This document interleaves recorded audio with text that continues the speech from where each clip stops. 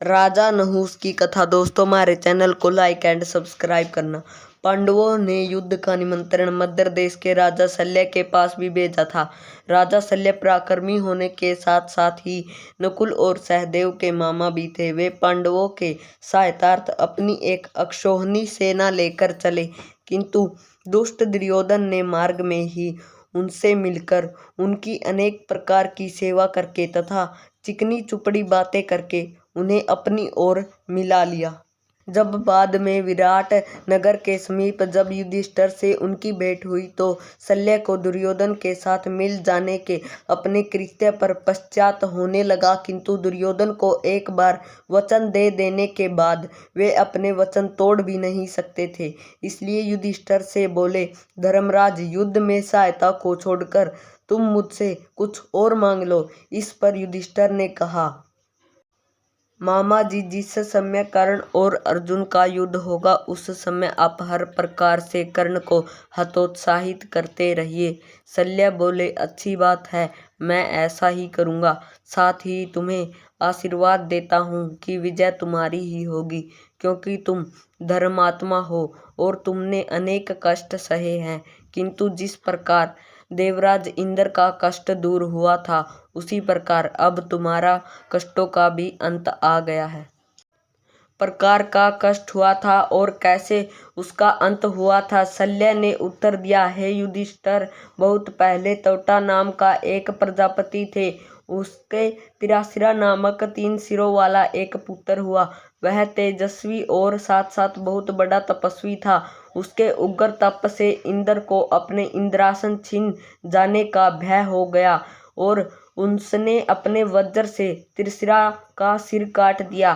त्रिशिरा का वध करने के कारण इंद्र को ब्रह्मा के कारण स्वर्ग छोड़कर किसी अज्ञात स्थान में जा छुपे।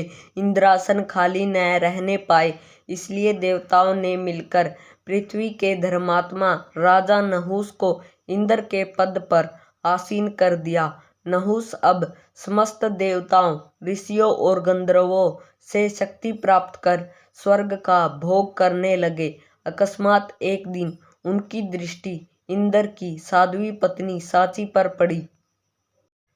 सांची को देखते ही वे कामानंद हो उठे और उसे प्राप्त करने का हर संभव प्रयत्न करने लगे। जब सांची को नहुस के बुरी नीयत का अभाव हुआ तो वह भयभीत होकर गुरु बृहस्पति के शरण में जा पहुंची और नहुस की कामेच्छा के विषय में बताते हुए कहा, हे गुरुजी, अब आप ही मेरी सतीत्व की रक्षा करें। गुरु बृहस्पति ने सांत्वना दिया, हे इंद्राणी, तुम चिंता न करो, यहाँ मेरे पास रहकर तुम सभी प्रकार से सुरक्षित हो। इस प्रकार सांची गुरु देव के पास रहने लगी और बृहस्पति इंद्र की खोज करवाने लगे।